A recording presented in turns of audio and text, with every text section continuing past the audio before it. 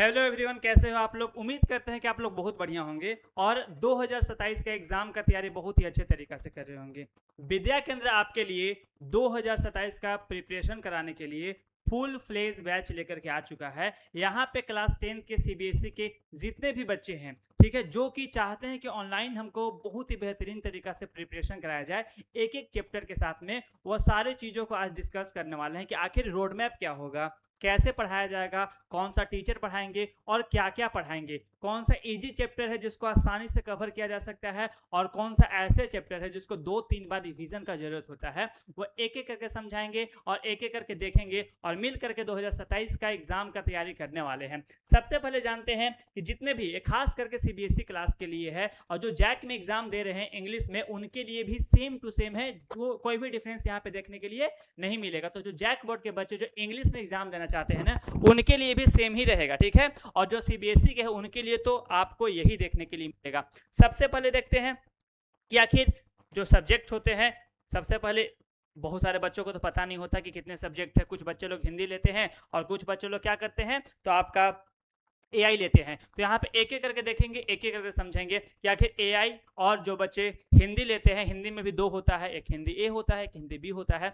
जो बच्चे हिंदी ए लेते हैं उनका ग्रामर और जो बी लेते हैं उनका ग्रामर तो सेम होता है, लेकिन जब बुक का बात आता है तो दोनों डिफरेंट होता है। तो ध्यान दीजिएगा, math, science, social science, English, ये तो आप इतना समझ लीजिए ना कि ये फिक्स है। मतलब आपको ये सब्जेक्ट आपको 100% करना ही करना है और यही सब्जेक्ट आपको मैक्सिमम करवाते हुए मिलेंगे। मतलब इसमें कोई दोहराई नहीं है कि ये सब्जेक्ट बिना किए आप बहुत अच्छा नंबर नहीं ला सकते हैं।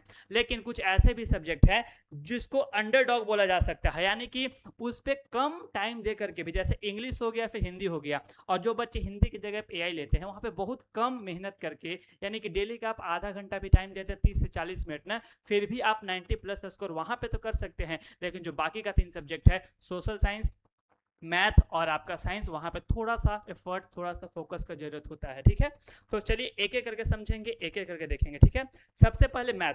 तो यहाँ पे आपको हम ही पढ़ाने वाले हैं। मैक्सिमम जितने भी चैप्टर है, मैक्सिमम चैप्टर हम पढ़ाने वाले हैं आपको। 1-2 चैप्टर हो सकता है कोई टीचर आपको पढ़ाए जब दोबारा पढ़ाने का मौका मिले तो, जैसे कि हम तो पूरा सिलेबस कंप्लीट करवा देंगे, लास्ट में जब रिविजन करने का टाइम आएगा तो उस टाइम पे 2-3 टीचर मिलकर के आपको पूरी तरीके से एग्जाम का प्रिपरेशन करवाएंगे, एक एक क्वेश्चन, एक एक चैप्टर के साथ में। तो सबसे पहले समझते हैं, यहाँ पे आपको मैथ में टोटल 14 से 15 चैप्टर देखने के लिए मिलेगा। ध्यान दीजिएगा, ठीक है, 14 चैप्टर आप देखने के लिए मिलेगा। तो ये जो 14 चैप्टर है ना, लगता है कि 14 चैप्टर बहुत ज्यादा होता है, लेकिन कुछ ऐसे चैप्टर है ना जो उतना ज्यादा वेटेज भी नहीं रखते हैं और ना तो उतना ज्यादा हार्ड होता है। मतलब आप आसानी से बहुत ही कम कंसंट्रेशन के साथ भी समझेंगे तो वहां से क्वेश्चन आप आराम से बना सकते हैं। सबसे पहला चैप्टर इजी चैप्टर है, जिसको रियल नंबर बोलते हैं। यहाँ पे आपको 2 टाइप के क्वेश्चन हर बार आता है, ठीक है, यानी कि एचसीएफ एलसीएम निकालने के लिए यूक्लिड्स फार्मूला का यूज करके, ठीक है। और दूसरा क्या पूछा जाता है, तो आपको क्या बोलते हैं, √3 √5 को अपरिमेय संख्या या फिर इरेशनल नंबर बोल सकते हैं, उसको सॉल्व करने के लिए आता है। यानी कि जो बहुत इजी होता है, हर साल आता है, यानी कि उसके बिना पेपर कभी बन ही नहीं सकता है, जो कि बहुत इजी होता है। तो हर एक चैप्टर को हम लोग यहाँ पे पूरी तरीके से एलेबोरेट करके तो नहीं समझा सकते हैं, क्योंकि यहाँ पे सिलेबस डिस्कशन है, तो हम लोग बहुत ज्यादा टाइम नहीं लेंगे, लेकिन देखेंगे कि आखिर कौन कौन सा चैप्टर है जिसको आसानी से कवर किया जा सकता है। सबसे पहले आपका बाबू क्या बताएं हम, कि सबसे पहले आपको ध्यान देना है कि जो फर्स्ट चैप्टर है आपका रियल नंबर, जो कि इजी टू मॉडरेट बोला जा सकता है, ठीक है, यानी कि उतना ज्यादा हार्ड नहीं है, ठीक है ना, यानी कि यहाँ पे आप कम फोकस करके भी बहुत आराम से इस चैप्टर को कवर कर सकते हैं, ज्यादा दिमाग लगाने की जरूरत नहीं पड़ेगा, ठीक है। सेकेंड पॉलिनोमियल, इसको भी हम बहुत ज्यादा हार्ड नहीं, कुछ बच्चे को हार्ड लग सकता है, लेकिन पॉलिनोमियल बहुत ज्यादा हार्ड नहीं होता है बाबू, ठीक है ना। आपको सिर्फ क्या करना है, 1-2 मतलब 2 ही मान लीजिए ना, अल्फा बीटा निकालने आना चाहिए, आप निकालने सीख गए, कोई दिक्कत नहीं होगा, बहुत ज्यादा हार्ड चैप्टर यहाँ पे भी नहीं है, ठीक है। Pair of linear equation in 2 variable, ये भी दोनों एक ही जैसा साउंड करता है और दोनों को सॉल्व कीजिएगा तो ज्यादा डिफरेंस नहीं है, ठीक है, लेकिन फिर भी कहीं ना कहीं हर एक चैप्टर को अलग तरीका से कैटेगराइज किया गया है, तो डिफरेंसेस तो होगा, लेकिन एक दूसरे से मिलते जुलता है, आप आराम से सॉल्व कर सकते हैं। क्वाड्रेटिक इक्वेशन बहुत ही इंपॉर्टेंट चैप्टर है बाबू। क्वाड्रेटिक इक्वेशन बहुत सारे बच्चे गलत करते हैं, लेकिन है बहुत ही इंपॉर्टेंट चैप्टर, यहाँ पे आपको ध्यान देने की जरूरत पड़ेगी। हम अर्थमेटिक प्रोग्रेशन को बहुत ज्यादा हार्ड चैप्टर में नहीं डालते हैं, ठीक है, इसको मॉडरेट बोलते हैं। ऐसा क्यों? क्योंकि यहाँ पे सिर्फ आपको 2-3 फॉर्मूला याद रखना है और कॉन्सेप्ट क्लियर होगा ना बाबू, कॉन्सेप्ट क्लियर सबसे ज्यादा जरूरी है। यदि आप सही तरीका से एपी पढ़ लिए हैं और आपको हर एक टर्म के बारे में नॉलेज है, ए किसे बोलते हैं, एन किसे बोलते हैं, एपी कैसे निकलता है, एसिन कैसे निकलता है, अरे फिर तो आपको दिक्कत आने वाला नहीं है। बहुत ज्यादा लेंदी नहीं है, मतलब कुछ चैप्टर होता है जो दिमाग नहीं काम करता है, बच्चा लोग का, टीचर लोग का भी दिमाग काम नहीं करता है कि कोई भी क्वेश्चंस बना करके दिया जा सकता है एग्जाम में और हमसे नहीं बनेगा, लेकिन ऐसा इसके साथ नहीं होता है। क्यों नहीं होता है? क्योंकि इसमें बहुत ज्यादा लेंदी क्वेश्चंस नहीं बनाया जा सकता है। आपको सिर्फ और सिर्फ कॉन्सेप्ट पे थोड़ा सा एफर्ट लगाना पड़ेगा, थोड़ा सा ध्यान लगाना पड़ेगा। तो इसको हम लोग बहुत ज्यादा हार्ड नहीं मानते, यानी कि यहाँ पे आप कम फोकस करके भी अच्छा नंबर गेन कर सकते हैं इस चैप्टर में। ट्रायंगल और क्वाड्रेटिक वैसे देखिए, ट्रायंगल थोड़ा सा, क्या बोले, ट्रायंगल बहुत सारे ऐसे बच्चे हैं जिनको इसमें दिक्कत आता है और आना भी चाहिए, क्योंकि जो बच्चे का 9th बहुत ज्यादा स्ट्रांग नहीं होगा तो 10th में सर्कल हो, 10th में सर्कल हो या फिर आपका ट्रायंगल हो, उसमें फर्क देखने के लिए मिलेगा, उसमें आपको दिक्कत देखने के लिए मिलेगा ही मिलेगा। लेकिन यहाँ पे आपको बहुत अच्छे तरीका से ट्रायंगल समझाया जाएगा, बहुत ही अच्छे तरीका से बताया जाएगा और यहाँ से कोई दिक्कत नहीं होगा। लेकिन कहीं ना कहीं आपको इस चैप्टर पे खुद से फोकस करने की जरूरत पड़ेगा। कोऑर्डिनेट ज्योमेट्री, ए बहुत ज्यादा हार्ड नहीं है, इसमें 2 चैप्टर हैं बाबू कोऑर्डिनेट ज्योमेट्री में, ये बहुत ज्यादा हार्ड नहीं है, ये भी आराम से किया जा सकता है, भी आराम से समझा जा सकता है। इंट्रोडक्शन ऑफ ट्रिगो, देखिए ट्रिगो तो क्या ही बता, ट्रिगो तो हमको सच में मुझे पता नहीं क्यों लगता है, लेकिन 10th क्लास में ट्रिगो उतना भी ज्यादा हार्ड नहीं होता है, क्योंकि हम 10 साल 15 साल के प्रीवियस ईयर हर साल जब भी नया एग्जाम होता है तो हम बाकी 10 साल का और इस साल का भी बच्चा लोग को जो भी ऑफलाइन पढ़ता है हमारे पास उसको पढ़ाते हैं, तो हमको कहीं ना कहीं पता है कि ट्रिगो से बहुत ज्यादा हार्ड क्वेश्चन नहीं आता है। ट्रिगो को आप मॉडरेट में रख लीजिए कि भैया यहाँ पे यदि फॉर्मूला आपको याद है, सारा का सारा वैल्यू याद है, तो ए आराम से बन जाएगा, यानी कि ट्रिगो में बहुत ज्यादा परेशानी नहीं आएगा। और वैसे भी जब आपको क्लास करवाएंगे तो एनसीईआरटी तो छोड़ ही दीजिए, एनसीईआरटी तो एकदम इजी आता है, आप आराम से बना लेंगे। लेकिन एनसीईआरटी के बाद आरएस अग्रवाल बहुत ज्यादा जरूरी है बनाना, क्योंकि अभी के टाइम पे सीबीएसई थोड़ा सा अपने आप को इंप्रूव कर रहा है और बहुत ही बेहतरीन तरीका के क्वेश्चन पूछ रहा है, तो बच्चे फंस ना जाए और इस सोच में ना रहे कि इस बार भी इजी क्वेश्चन आएगा। ऐसा कुछ नहीं है, सीबीएसई के ऊपर डिपेंड करता है कैसा क्वेश्चन देता है, लेकिन आप थोड़ा सा प्रिपरेशन पे जोर देंगे तो आपको आराम से बन जाएगा। लेकिन फिर भी हम इसको आपको बहुत अच्छे से समझाने वाला है, ट्रिगो को बहुत सही तरीका से आपको समझ में आएगा। सम एप्लीकेशंस ऑफ ट्रिगोमेट्री, इसी पे बेस्ड एक चैप्टर है जहां पे हाइट निकालने के लिए मिलने देता है, यानी कि ट्रिगो का यूज करके, इस एप्लीकेशन का यूज करके आपको यहाँ पे किसी भी चीज का हाइट निकालने के लिए दे सकता है। जैसे एक पेड़ है, पेड़ टूटने के बाद जो एंगल बनाता है वो दे देगा, एंगल दे देगा, किसी एक का लेंथ दे देगा और आपका हाइट पूछ देगा, डिस्टेंस पूछ देगा, कुछ भी पूछा जा सकता है, ये आपको देखने के लिए मिलेगा। चलिए नेक्स्ट आपका सर्कल, क्या बोले थे कि सर्कल हो या फिर ट्रायंगल हो, उस पर थोड़ा सा फोकस करने की जरूरत पड़ेगा बाबू, ठीक है। यहाँ पे सर्कल है तो यहाँ पे भी आपको फोकस करना पड़ेगा, थोड़ा सा ध्यान देना पड़ेगा, ठीक है। जितने भी क्या बोलते हैं, जितने भी आपको यहाँ पे प्रमेय, प्रमेय को क्या बोलते हैं भूल रहे हैं इंग्लिश में, ठीक है ना, यानी कि जितने भी आपको थ्योरम, सॉरी क्या बोलते हैं इसको, थ्योरम बोलते हैं, जितने भी थ्योरम आपको मिलेंगे, ठीक है, अब वो सारे के सारे थ्योरम आपको जबान पे होने चाहिए। यदि थ्योरम आपको नहीं पता रहेगा तो यहाँ पे दिक्कत हो जाए। ज्यादा थ्योरम नहीं है सर्कल में, बहुत ज्यादा थ्योरम नहीं है, आपको थ्योरम पता होगा तो आप आराम से एंगल निकाल लेंगे, आप आराम से साइड निकाल लेंगे और यहाँ पे दिक्कत नहीं होने वाला है। इसको भी देखिए, जो जो चैप्टर हम आपको बता रहे हैं उस पर ज्यादा ध्यान देना है। मेरे तरफ से, विद्या केंद्र की तरफ से उस चैप्टर को बहुत अच्छे तरीका से हर एक बारीकियों के साथ, बच्चे लोग कैसे समझे, टीचर को तो समझ में आता है, वो तो आया बोर्ड में पढ़ा के चला गया, लेकिन हमको बच्चों को समझाना है ना, तो किस तरीका से डिलीवर किया जाए कि बच्चों को एक एक डाउट क्लियर हो जाए और जब वो एग्जाम में जाए या फिर जब वो पीटी दे या फिर जब अपने एग्जाम में या फिर फाइनल एग्जाम में जाए, तो जब भी क्वेश्चन सर्कल से आए, ट्रायंगल से आए, तो बच्चा लोग को दिक्कत ना हो, ठीक है। अब एरिया रिलेटेड टू सर्कल दोनों सेम ही चैप्टर, एक पता होगा तो दूसरा बनेगा, फॉर्मूला का यूज करके कोई दिक्कत नहीं होगा। यहाँ पे एरिया निकालना है, यहाँ पे 2 फार्मूला होता है सेक्टर का, वहां पे बताया जाएगा, सेक्टर का फार्मूला याद होगा, एरिया का याद होगा, तो आप आराम से बना लेंगे, ठीक है, कोई दिक्कत नहीं। यहाँ पे सिर्फ 2 ही फार्मूला, सर्कल में बताया आपको जैसे कि सिर्फ 2 फार्मूला होता है बाबू, सेक्टर का होता है, एरिया का होता है, 2 फार्मूला बताएंगे, चैप्टर का सारा क्वेश्चन आराम से बन जाएगा। लेकिन कहीं ना कहीं आपको सर्कल का थ्योरम सारा याद रखना पड़ेगा, यदि थ्योरम याद नहीं रहेगा तो आप कहीं ना कहीं मिस कर जाएंगे और हो सकता है कि थोड़ा मोड़ा गलती कर दे, लेकिन उतना भी हार्ड नहीं आता कि आप गलती कर दे, आप प्रीवियस ईयर बना लेंगे और आपको बनवा दिया जाएगा, तो उतना दिक्कत नहीं होगा, उतना परेशानी नहीं होगा। चलिए next, surface area and volume, ठीक है ना, ए चैप्टर में एक दो क्वेश्चन ऐसा होता है जो सच में हार्ड होता है। इसमें ऐसा नहीं कि हम आपको बोलते कि एकदम इजी, नहीं, सच में इसमें हार्ड होता है। थोड़ा सा यहाँ पे आपको सारा फार्मूला जवान पे टिप पे होना चाहिए। एक फार्मूला गलत और आप पूरा क्वेश्चन गलत कर देंगे। तो कोशिश कीजिए कि गलत ना हो। तो गलत ना कैसे होगा, जब आप फार्मूला को बार बार रिवाइज करेंगे। फार्मूला को रटा नहीं जाता है, मतलब होता है ना कि हर चीज़ को आप रट नहीं सकते हैं। कहीं ना कहीं आपको थोड़ा सा क्वेश्चन सॉल्व करना होगा, फार्मूला का यूज कीजिएगा तो आपको अपने आप याद हो जाएगा। और यहाँ पे थोड़ा सा फोकस करने का आपका जरूरत है। याद रखिए, ए चैप्टर हो गया, ए चैप्टर हो गया, ए चैप्टर एक ट्रायंगल बताएं। यहाँ पे थोड़ा सा ज़्यादा मेहनत करने की जरूरत पड़ेगा आपको। स्टैटिस्टिक्स यहाँ पे आपको अच्छा खासा 10 नंबर के आसपास का क्वेश्चन आता है बाबू, स्टैटिस्टिक्स से ध्यान रखिएगा। अब स्टैटिस्टिक्स से 10 नंबर का क्वेश्चन आता है तो वेटेज तो बहुत ज़्यादा है, आपको कम तो लग नहीं रहा होगा। 80 नंबर में 10 नंबर यहाँ से आता है तो सच में 8 से 9 नंबर 10 नंबर ऐसे आता है, तो सच में बहुत ज़्यादा नंबर आता है। जैक बोर्ड हो या फिर सीबीएसई हो, तो यहाँ पे ध्यान रखने की जरूरत ही पड़ेगा, इस पर फोकस करना ही पड़ेगा। और लास्ट है प्रोबेबिलिटी। प्रोबेबिलिटी बहुत ज़्यादा हार्ड नहीं आता है, यहाँ से आप कवर किया जा सकता है, यहाँ से बनाया जा सकता है। अब ये पूरा का पूरा मैथ का सिलेबस डिस्कशन था।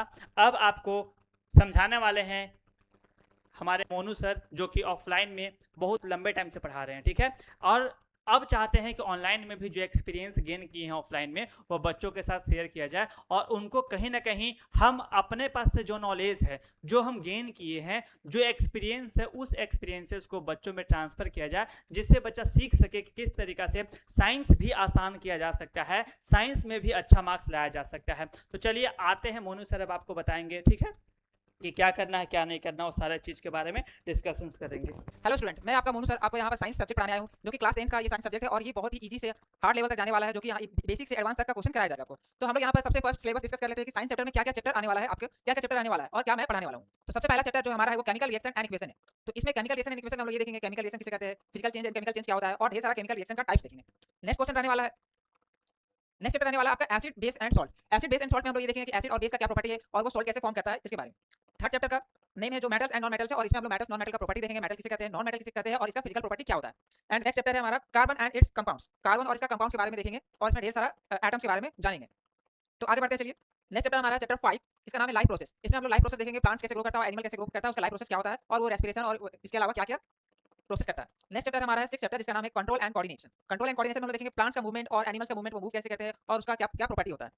देन देखेंगे हम लोग 7 चैप्टर, जिसमें how do organism reproduce. Organism जितना भी होता है, जैसे एनिमल्स या प्लांट्स या कुछ भी छोटा छोटा ऑर्गेनिज्म, वो कैसे रिप्रोड्यूस करता है, वो कैसे जन्म लेता है, वो कैसे बनता है, तो उसके बारे में हम लोग देखेंगे। उसमें हम लोग देखेंगे sexual reproduction and asexual reproduction के बारे में। नेक्स्ट चैप्टर है हेरिडिटी। हेरिडिटी में हम लोग देखेंगे मैंलियन हेरिडिटी के बारे में और उसके बारे में जानेंगे वो क्या होता है। एंड देन देखेंगे हम लोग लाइट रिफ्रैक्शन एंड रिफ्लेक्शन। इसमें हम लोग लेंसेज के बारे में जानेंगे, मिरर्स के बारे में जानेंगे, रिफ्लेक्शन क्या होता है, रिफ्लेक्शन क्या होता है, इसका क्या लो होता है, इसके बारे में देखेंगे। तो चलिए नेक्स्ट चैप्टर में देखते हैं क्या है। नेक्स्ट चैप्टर का नाम है the human eyes and the colourful world. हमारे आंखों के बारे में जानेंगे और हम लोग इस कलरफुल वर्ल्ड को कैसे देख पाते हैं, किस किस चीज के हेल्प से देख पाते हैं, हमारे आंख के अंदर क्या वो होता है जिससे हम लोग ह्यूमन वर्ल्ड को, हम लोग इतने अच्छे वर्ल्ड को देख पाते हैं। देन हम लोग चैप्टर 11 की बात करते हैं। तो चैप्टर 11 हमारा है इलेक्ट्रिसिटी। इलेक्ट्रिसिटी इसमें देखेंगे हम लोग कि इलेक्ट्रिसिटी कैसे प्रोड्यूस होता है, इलेक्ट्रिसिटी का क्या नेचर होता है, क्या कैरेक्टरिस्टिक्स होता है, इसके बारे में जानेंगे।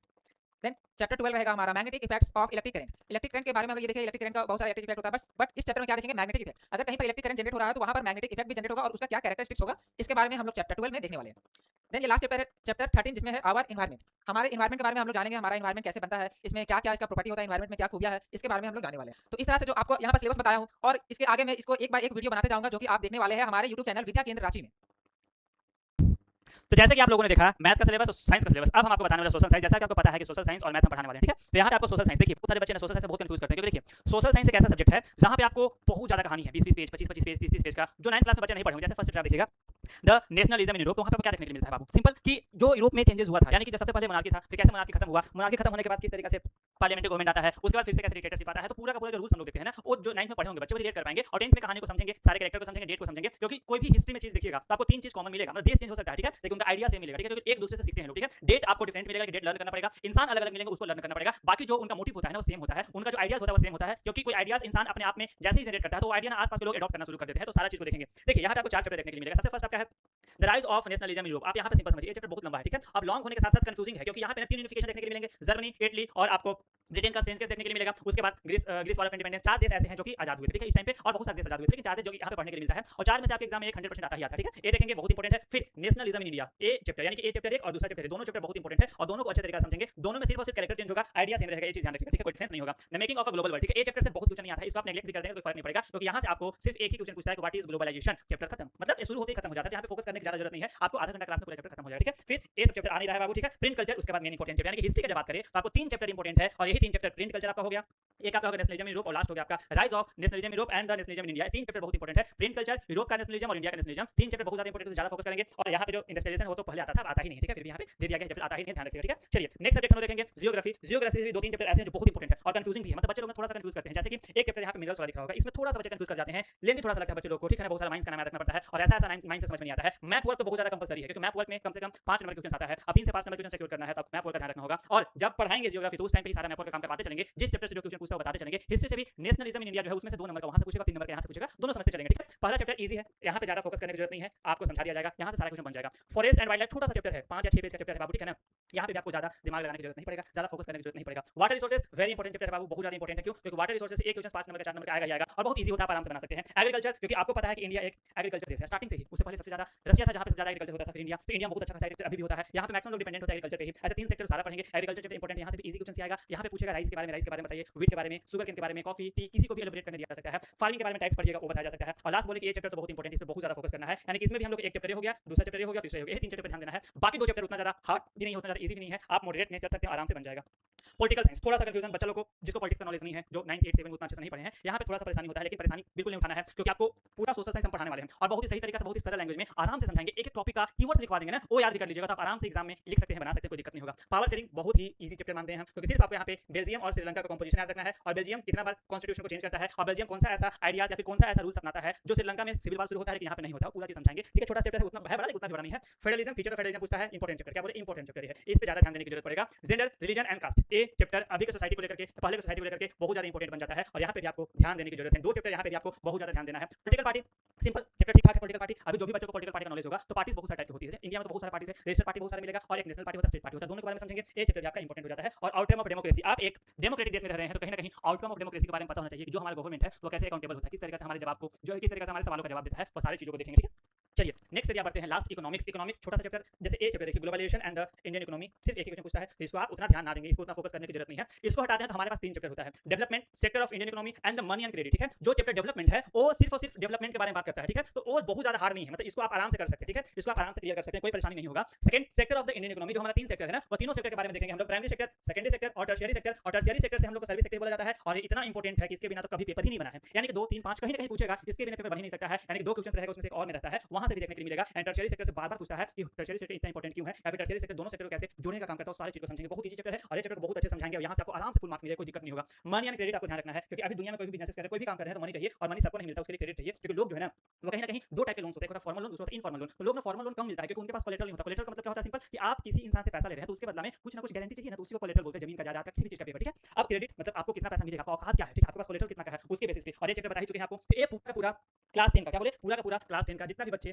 क्लास 10, ठीक है, सीबीएसई का तैयारी करने वाले हैं, क्या बोले, सीबीएसई का तैयारी करने वाले हैं 2027 में, कब बाबू, 2027 में, ठीक है, उनके लिए बहुत ही बेहतरीन एक चीजों को, क्या बोले, एक चीजों को 1 बाय 1, ठीक है, 1 बाय 1 एक चीजों को आपको सारा सब्जेक्ट का कंप्लीट स्ट्रेटजी के साथ एक चैप्टर को सॉल्व करवाया जाएगा, एक चैप्टर को समझाया जाएगा, कोई भी चैप्टर को छोड़ा नहीं जाएगा। कैसे समझाएगा, तो सबसे पहले आपको क्या करवाया जाएगा, तो कंप्लीट चैप्टर, क्या करवाया जाएगा, कंप्लीट चैप्टर एनसीईआरटी के द्वारा, ठीक है, कंप्लीट चैप्टर एनसीईआरटी, किससे, एनसीईआरटी, ठीक है, एनसीईआरटी के द्वारा पूरा कंप्लीट करवाया जाएगा, ठीक है। सबसे पहला काम यही किया जाएगा। सेकंड क्या किया जाएगा, तो पीवाईक्यूज करवाया जाएगा, पीवाईक्यूज यानी प्रीवियस ईयर जितने भी क्वेश्चन हैं वो सॉल्व करवाए जाएंगे, ठीक है। और क्या करवाया जाएगा, मोस्ट एक्सपेक्टेड क्वेश्चन, क्या करवाया जाएगा, मोस्ट एक्सपेक्टेड क्वेश्चन करवाया जाएगा आपको, ठीक है, जो आने का चांसेस ज्यादा है। और लास्ट में जो 1 मंथ टाइम बचेगा आपका बाबू, ठीक है ना, जो 1 मंथ टाइम बचेगा उस टाइम पे आपको इंटेंस टेस्ट सीरीज चलेगा, क्या चलेगा, इंटेंस टेस्ट सीरीज, ठीक है, आईटीएस, ठीक है, इंटेंस टेस्ट सीरीज चलने वाला है। यहाँ पे पूरी तरीके से आपका ऐसा प्रिपरेशन करके भेजा जाएगा कि ना तो एक क्वेश्चन छोड़ा जाएगा और ना ही एक क्वेश्चन को भूलने का, मतलब भूलने का चांस भी दिया जाएगा। आपको हर एक चीज को बहुत ही क्लियर वे में, बहुत ही कंसाइज वे में समझाया जाएगा। और आप क्या कर सकते हैं, जो भी बच्चे चाहते हैं कि इससे रिलेटेड चीजें के बारे में और भी जानकारी मिले और हम लोग सच में पढ़ना चाहते हैं, मेहनत करना चाहते हैं, जुड़े हुए रहना चाहते हैं, तो आपको सिर्फ क्या करना है, एक नंबर यहाँ पे लिखा हुआ है बाबू,